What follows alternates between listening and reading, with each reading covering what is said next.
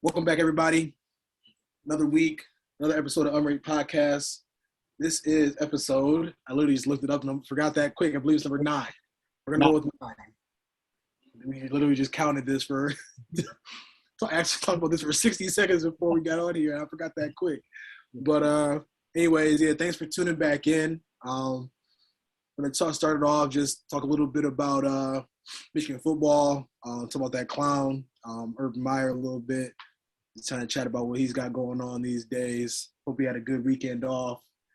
Looks like he had a good weekend off. And talk about, just a little bit, finish up a little bit of NFL. Really want to talk about the Cardinals being 4-0, Kyler Murray, really just coming into his own. But yeah, like I said, Eli, I'm going to kick it to you. Start off with Michigan football. What'd you like about just talking against Wisconsin last weekend? Yeah, no, I know that was a game we both put a lot of,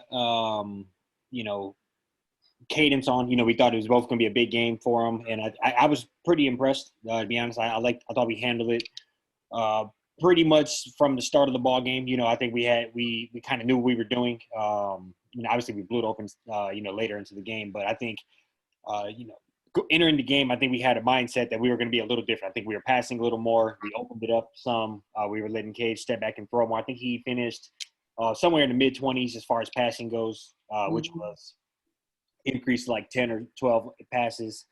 And so all that's good signs to me. I was impressed. Defense looked good. Special teams looked solid. Across the board, I thought we played well. So I know not many complaints on my side. Yeah. No, I say it's crazy to see that Wisconsin, like, they'll be pretty bad this year. Not taking anything away from Michigan, but this kind of confirmed for me that they might be a little bit of a down year for them. But Michigan, they definitely showed up and showed out. I mean, that's the first win there since 2001. Been there 5 times since then. The last time they was up there, it was like 35-7. They couldn't stop a nosebleed. It was so bad, and they held Wisconsin to 49 yards rushing.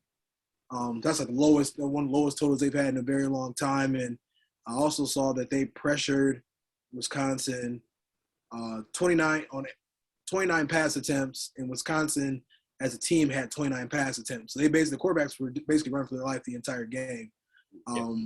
That's a great thing to see, because I just think that's always going to kind of be like what carries Michigan. I feel like there's always, like, defense is always like pretty strong. I did like with the offense, you're able to kind of, open it up more. I literally said I think that flea flicker, like, the timing on that play was perfect. Like, I don't even like plays like that, but the fact that they're able to, like, I feel like they established the run early. They definitely, like, when they were running play action, you definitely kind of tell that Wisconsin's starting to kind of bite on the run and just kind of sell out on the run. And that was just a scenario where they ran that. I looked and saw, it looked like 7 or, that receiver was probably a yard or 2 open, when he caught that pass in the end zone. So I think it was definitely a big statement win, and, hopefully we can carry that momentum. We got to go to Nebraska Saturday night, 7:30. So that's going to be, Nebraska just beat Northwestern 56-7. Yeah. So, Nebraska's, I guess, season so far, and it's kind of like a mixed bag, really. You got an 8-point loss to Illinois, beat the hell out of, looks like, Foreman University or something. I can only see the abbreviation. They beat Buffalo, tough loss to Oklahoma, tough loss to MSU, and then they beat Northwestern. So it's kind of mixed bag. They're beating teams that they should beat, and then they're playing tough losses to other teams. So it's kind of it's going to be unique to see how that plays out. We're on the road again, another tough environment. I'm sure they're going to be fired up to have the number 9 team in the country come there. Probably, even with those losses, they're probably still feeling pretty good about themselves. So I would say, obviously it's another tough outing for Michigan, but I think if you do a lot of what you did versus Wisconsin, you're going to be, come out the victor. Yeah, and I think too, I watched Nebraska. I watched them play week 0 when they played Illinois. They had no business really losing that game. I think what their issue tends to be is just, I don't think they're coached very well. They cause a lot of, they do a lot of dumb penalties. just turn over the ball. But they're very talented though. So something that might be kind of coming into their stride. But I feel like Michigan's kind of goes down there and does the same thing, just super aggressive on defense. Mix a little bit of pass into the run. It's play clock management. They had a ball for quite a bit, if I'm not mistaken, last weekend. So that's a big part of it as well. Just being aggressive too. They went for it on fourth down, but twice that first drive, and really put the pressure on the other team's defense and just beat down on them early. I think they'll have it should be the same result. I think it'll be a 24, 28, 17 route. Yeah, I would say one thing, and this is something I've taken or watched Michigan, and you probably noticed this as well, that with our defense, that our defensive ends are standing up. Yeah, they're also probably, I don't know, past wide 9. They're extremely out there. They're like damn near at the yeah. Yeah.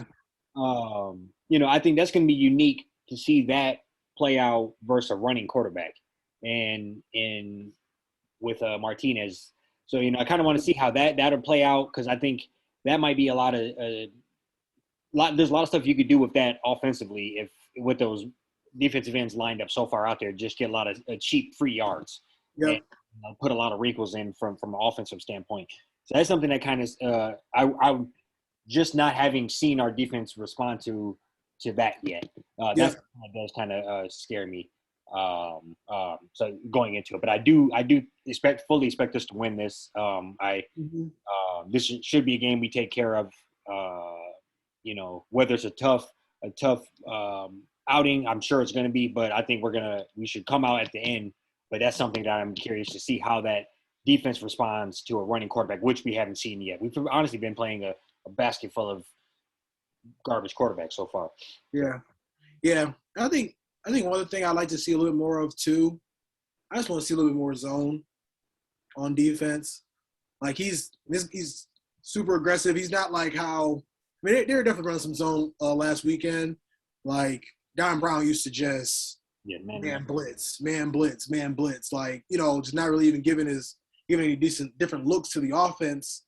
So I think they do a little more of that. But that is a great point, though, those DNs out there that wide. I kind of noticed that too. I mean, I was like, I was just like, man, like they were really just kind of teeing off. It will be interesting because that tends to open up lanes. Yeah. Where Martinez kind of weird ass,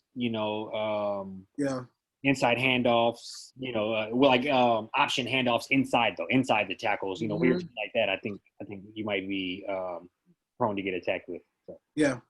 You think McCarthy snuck in there and had 2 touchdowns on like 8-9 plays? Like, you think – yeah, I think they're going to kind of do it. I don't know. I mean, Cade ain't, it's his job to lose. You know what I'm saying? I don't think they believe in him that much. I think they believe in him, but not like they definitely – McCarthy got the it factor for sure. I think McCarthy got the juice. I think he's a big play guy. So I think what they're thinking with Cade is I don't want to call him a game manager, but he's a game manager. We're going to go in. We're going to be safe. He's not going to lose it for us. And I think so I kind of think that's what their thought process is. But I do think if you wanted our offense to come in and potentially have 40 or 50 a game, and we might be doing it anyway, but just much more explosive offense, I think we probably would go with JJ. But I also think him being like 18, 19, you might get those 2-3 pick games. So we'll see, because but next year he on his ass. Yeah. And I just love that because he was in there early too, December, January. So he came in launching it. He came in. That deep ball. I can't think of who the receiver is right offhand, so my fault on that. But his first touchdown. It was Baldwin. Yep. Dalen Baldwin. Yeah. Yep. Yeah. No. It's I think he got it for sure, and I ain't gonna get my hopes up quite yet. But that McCarthy looking mighty promising very early on, especially Harbaugh's had quite a bit of issue at the quarterback position. We were just to give my props to Cade a little bit. I think he's up to like 10 career touchdown passes, no picks. Yeah. Wow. Yeah. So he has none last year, none this year. Yeah. He is taking care of the ball. knock on wood. But so he is doing his job really. Yeah, he is. Yeah, yeah. That's turnover. As long as you can, keep the ball, don't turn over the ball. That's probably one of the biggest parts of the game. So, but yeah, we'll make a little transition here. This guy, it's been a rough go for the last 2-3 months, honestly. I mean, since got training camp and everything started, Urban Meyer. I mean, it feels like he's just continuing to, put himself in just weird situations. I mean, since he's gotten there, everything from draft or trying to sign that, hiring that coach from Iowa that was tied to some things as far as like some things that he was saying at Iowa. It's like black players, bringing in Tim Tebow as a tight end. Just made a comment about how they're making cuts based on players being vaccinated or not. Just poor body language on the field, and you and I don't know what make him think it's okay to like not go back with your team. I don't understand why that was something that he thought was going to be okay. Obviously, wrong place, wrong time, world we live in. Somebody caught him slipping. So what do you think about the whole ordeal? What do you think is going to be kind of like the future going forward for him? Yeah, I think he's one of those guys that he probably feels a little invincible. And he probably thinks, I don't really need this anyway. Is it kind of the thought process or the level of the kind of like the aura he gives off. That's kind of him. Like, I don't need you guys need me more than I need you kind of deal. I think that's kind of the swag he gives everywhere he goes. So that's probably how I think he'll play this world. I don't see him changing much. He might not be as quick to jump out and look at your local bar. I'll give you that. But as far as him, the way he talks to players or who he wants to hire or things of that nature, I think he's gonna only feel empowered because nothing is happening to him and nothing has ever happened. So I'm not sure what happened dating back to like Oklahoma, or not Oklahoma, but Utah. But dating back to Utah, I'm not sure, but I know he had tons of shit happen at Florida. Mm-hmm. Players, I looked it up earlier. In his 6 years there, he had 31 players get arrested, and that's just not having any type of control on who you're, the type of players you're recruiting. Yeah. The type of environment you're running where players can just kind of feel the need to do whatever they want and not have that type of structure. And so I think he's just running a loose ship, and that kind of goes across everywhere. And so. I kind of think I don't think he's going to change very much, but I don't see him lasting very long. Probably not through this season, but definitely he'll be out of there very shortly. Yeah, man. It's just like I just said, there's never been no circumstance where, unless obviously somebody has like, personal family problem or something. Obviously, yeah, do whatever you got to go do. But I mean, it's just so unheard of that he did that. Like. I was watching just a couple different podcasts, like, this week and stuff, and we were just so blown away by it because, like, I don't know, I just feel like when he was in college, like you were saying, like, he's just so reckless, and it was almost kind of like, I feel like college coaches are kind of looked at a little bit differently than like NFL coaches because they're just coaching different, obviously coaching like grown men compared to like kids and stuff, and he's always just been able to like just get away with things, like not even like a slap on the wrist. I think Ohio State suspended him like 2-3 games a couple years back when some of his players had some off-the-field issues that, he kind of like tried to sweep under the rug. And I don't think he got much time left. I think part of me thinks he kind of wouldn't do what he did just to see, about trying to find a way to get out of here and make it to USC. I really do feel like he's going to end up at USC. The people are saying, he might try to go to like, there's some other schools that might pop open or, what I'm saying, that I think Florida State would be the easiest thing for him. Yeah, I mean, I feel like that, like USC, that'll be like that's we talked about before. Yeah. That'd be, he'd be there, and in 2 years, they'd be the best school on the West Coast, like by far. So, yeah, it's crazy. Just one more thing that he did at Ohio State, I read this timeline earlier this week over all the stuff he's done, and one of it was hiring a coach, Zach Smith, that had all type of abuse charges. Yeah. Like abusing his wife, hitting her, and a whole bunch of other type of crazy shit. And he kind of swept that on the rugs for a long time, and kept him on the team, kept him on the payroll, and so he's loyal to people who are shitty people, who are scummy people. He actually seeks out, and so that kind of does say a lot about himself. Yeah. And, but I do think, all that being said, the man can coach, and so people are desperate to win because winning brings money in, and so a school will take a shot on him. And I think he's definitely probably much more in the college ranks. That's probably much more of his speed than the NFL. But it makes me wonder. This literally just popped in my head. Do you think he's ever didn't ride the plane back home in college? I don't know. I mean, I don't know, man. Like, I feel like he might have had to. You know what I'm saying? Like, I feel like it would have been a problem if he would have did it in college. Huh? I said he had to here. He didn't. Yeah. I feel like it would have been an issue if he would have did it in college. I think I feel like that.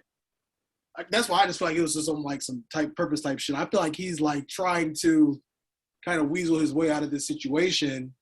It's not gonna get no better. I mean, I just saw a video of them like some of the Jaguars players broke down a huddle and they said on three, like grind on three, 1, 2, 3, grind. They came out the thing, laughing, giggling, they were clowning them. They didn't have no meetings Monday because regarding playing the Titans this week, who just lost to the Jets. So they'll be ready to destroy somebody. And then because he was just at press conference looking like a little 10-year-old kid that just wet his pants or something, apologize. You know what I'm saying? Just he's like, oh, I don't know.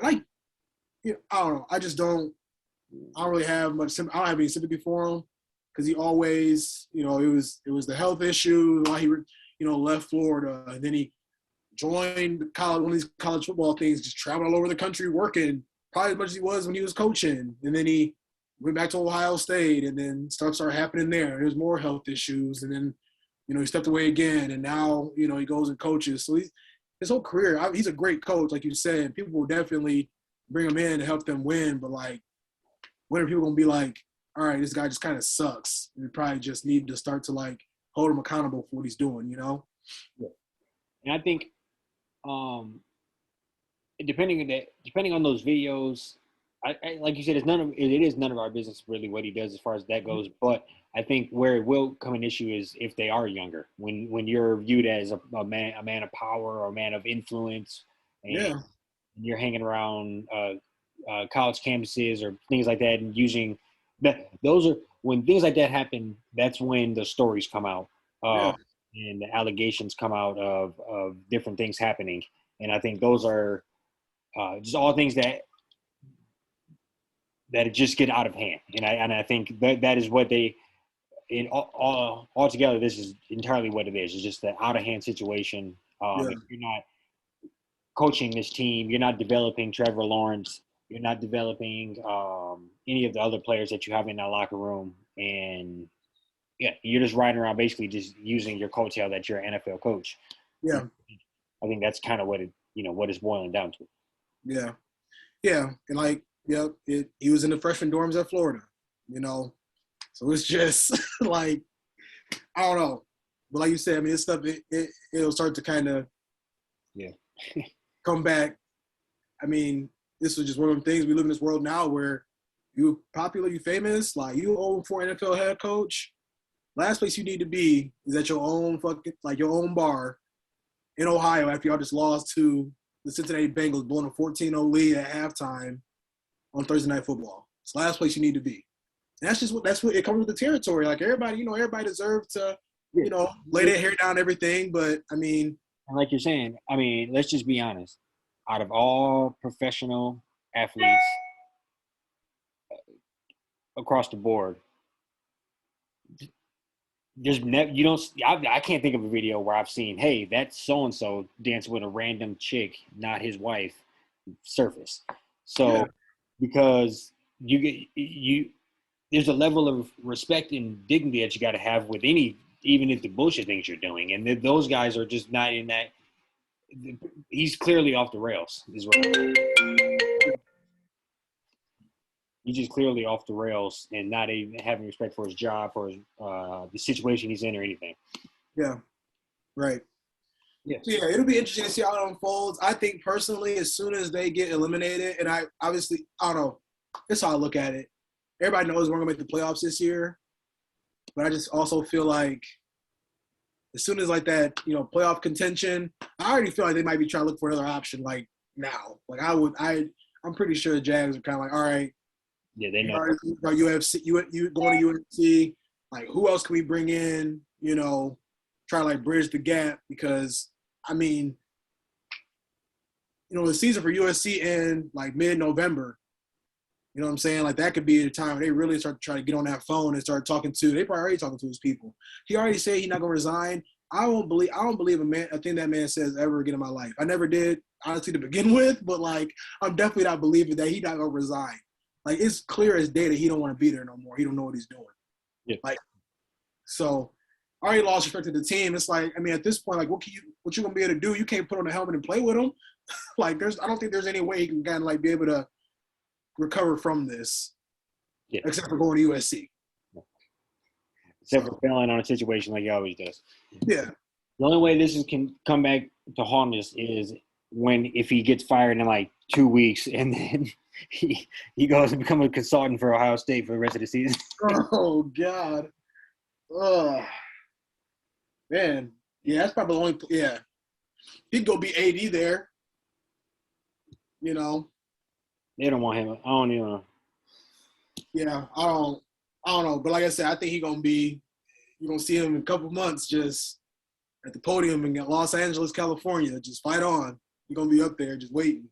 So, yeah, we'll definitely want to see how that unfolds. I'll be shocked if he makes it through the rest of the season. I mean, I feel like, towards the end when they're like 1-13, 2-12, something like that, probably be over with pretty much. One-way ticket to LA. Oh yeah, absolutely. But thought we kind of wrap things up and kind of talk about just a little bit of the NFL and some of the stuff that we're seeing. I mean, you think we talk about, some people think they might be the best team in the league right now on record. They're still haven't lost a game yet. Definitely played some tough teams. They already went to Tennessee, beat down on them so bad that Tennessee's left tackle Dylan Wan came out and talking about how he needed more practice, he needed to get better. Thank you for that.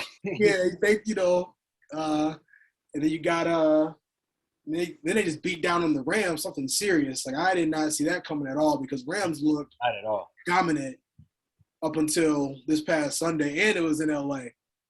So love Kyler Murray. Definitely love his. I think third year in the offense. I think he, there's a little concern that he might be too little. But he's been using them legs. He's been, arm is just like he make all the throws. So what have you, what do you like about what you see from the Cardinals so far overall? Yeah, no, I think 2 or 3 weeks back I mentioned that they were a team that I just liked what they were doing and that how they just being stuck in that division, they might be kind of screwed out of making the playoffs. And that might have been speaking too soon because they beat the Rams this week. They seem to be rolling. Clicking on all facets of the game. So just looking at Kyler Murray's stats, he got 9 touchdowns, 4 picks. He's projected to have 5,100 yards this year and 36 touchdowns. So I think that's not including I haven't looked, but not including he's probably another. You got another 120 on the ground and 3 touchdowns already. So just looking. The kid's a stud. And I think he's, just kind of to broaden this topic a little bit, but he's one of those guys that I think we're going to see more and more of come through college or come through football and play quarterback. And that is a baseball player. Yeah. Baseball player that can obviously clearly play football and make all of the throws. Yeah. And do the weird arm sockets and on the run and, and kind of really, incorporate the natural baseball player in them while playing quarterback. Patrick Mahomes, like Russell Wilson, like, and so that's kind of he's perfect for that situation. But I do like him. I like that squad in general, and he's making it interesting out there. Yeah. No, he's that was one thing that was real interesting because he got drafted by the A's like that year. They gave him $5 million bonus. I think it was first round too. Huh? Made more money than his coach. Yeah. Yeah. And then like what was so crazy about that was like he had to get that money back. Yeah, when he got his NFL money. Yeah. And it was so funny because I remember just like people just kept trying to ask him like, you playing baseball or football? He'd be in interviews like, what? Like, what do you mean? Like, I don't really know what you're talking about. Just like was kind of playing it off. And yeah, I mean, he ended up going first round. So that was probably one of the that check clear? Yeah, he's like I'm playing football. Yeah, right. But like that was probably one of the biggest gambles, you know what I'm saying? Like all the analysis that they do literally from the end of the season until the NFL draft, like they do everything in their power to try to find a way for people to drop or, like he was able to just bet on himself, went from giving back $5 million guaranteed to getting like 28, 29 million guaranteed. So, yeah, I mean, I think even last year, if he would have stayed healthy, they probably would have made playoffs. They ended up losing to the Rams, like second to last week of the season, and then lost to the Niners. They went from like 9-5, 9-7, missed the playoffs by like a game or two. But I like what I see. I like AJ Green out there. You got D-Hop. D-Hop is, he ain't really come on quite yet, but they're gonna really be trying to get him involved. Yeah, but then now it's like you look on the other side, you got AJ Green. AJ Green got a lot of juice left. I think. I mean, he can get them at least 700-800 yards this year and 5-6 touchdowns. Yeah, no, sure. So just a big play threat guy out there like that, you got to respect. Similar to like we had the Deshaun Jackson conversation last week. He only has to catch 40, 50 yard bomb every other game in order to keep you thinking about it. So, and when you think about that and stretch that over 16, 17 games, you're up to, like you said, 600, 700, 800 yards. Yeah. Yeah, no, I completely agree with that. And I like the slot guys that got two, Christian Kirk and the dude from Purdue, Rondale Moore. Rondale Moore is nice. You put him in the backfield like running back. Like he was on my sleeper. Our sleeper NFL. He was, yeah. Yeah, he's real nice. That's what you need in the NFL, the little slot guys that can get, just run them little under routes, bubble screens, jet sweeps, just keep the defense honest and eat perfectly. I remember him because I don't know if he committed or he had just had offers from like Alabama or some shit, but he went to Purdue. And that first game, they literally gave him like 35 touches. Yeah. They were just giving him, he was on punt return, kick return, running back, slot. Yeah, they played when they beat Ohio State a couple years back. He had like 200-something all-purpose yards, just going nuts. So yeah, I like how they are. The defense is solid. They got some second-year guy, Byron Murphy, third-year guy, second and third-year guy, 4 or 5 interceptions already.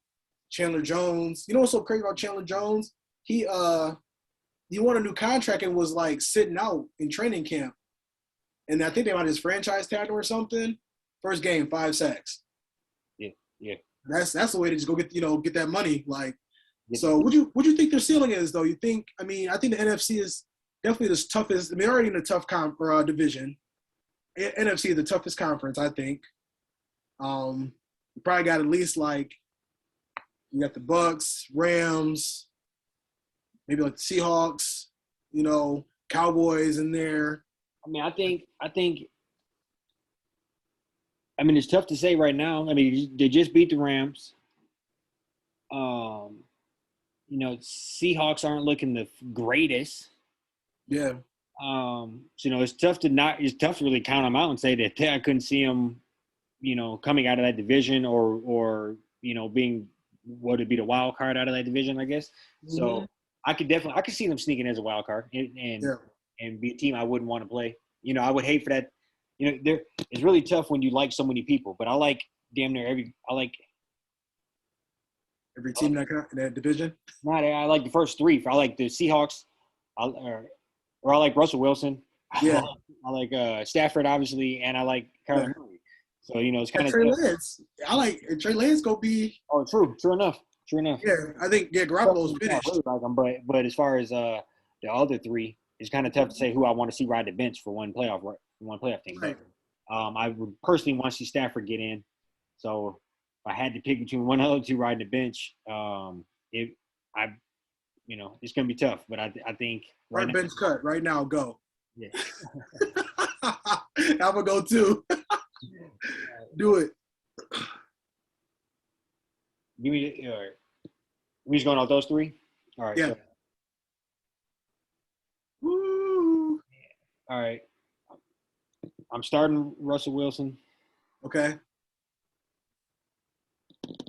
That's just tough. This is tough. It's right now. This is tough. I'm benching Stafford, cutting Murray. Okay. Yeah, I mean, I just feel like, and it's nothing against Murray. I'm the same way. Nothing against Murray. It's just, it's early on, like you said. And like last year, they were in the mix and kind of crumbled at the end of the season. So yeah, they already off to a good start. They already went to LA and got that dub. So they ain't got to go back there. They Seahawks don't look great. Like you said, they got to play the Rams. Who can be pissed off. They got to play them tomorrow night. And I don't see the Rams losing that game. Yeah, right. But it is in Seattle with the fans back, so it's going to be a different story. And then, I mean, San Fran, they probably not. If they're going with Lance, like they're going to mess around and be like 8-9. You know what I'm saying? Or like 7-10. They're going to be still super solid, but it's there for the taking for them. It is. It's there. And I think it's going to be on his shoulders, his legs. And, yeah. I can see him getting it done. I really can. Do special. Kyler Murray special. Yeah. Some pieces. And I'm all for seeing like the new team, new blood in the playoffs too. Like when the Packers gonna be there, Bucks gonna be there, Saints might end up being there. It'd be nice to kind of see. I do feel like there's gonna be a way to where there might be 3 teams from the NFC West that end up in there. That's very possible. That could very well happen. That'd be insane. So, because I think there's 7 spots now. Yeah. So there's 3 wild card games, and then only the 1 seed gets a bye. Right. So something like that. Yeah. Yep. So yeah, we're gonna see though, bro. Yeah. Anything else for the people? No, sir. Thanks for tuning back in. I hope. Okay. No, I was gonna say I hope for everybody. Go for it. My fault. I was being petty. Go ahead. I was gonna say we got drop tomorrow on Thursday. Both YouTube and Spotify. Yep. Petty King. Then next week, Eli, you doing Eastern Conference NBA rankings and win totals. All right. Maybe just rankings or playoffs. Like we're gonna do like our early, like a power 8. Yeah. Too early power 8. Yep. And then I'm gonna do the Western Conference. We got to talk about the Pistons a little bit too. Cade already banged up, so I'm not too happy about that. But we'll get into that a little bit more next week. Yeah, no, for sure. So, I'm with it. All right. Till next time, y'all.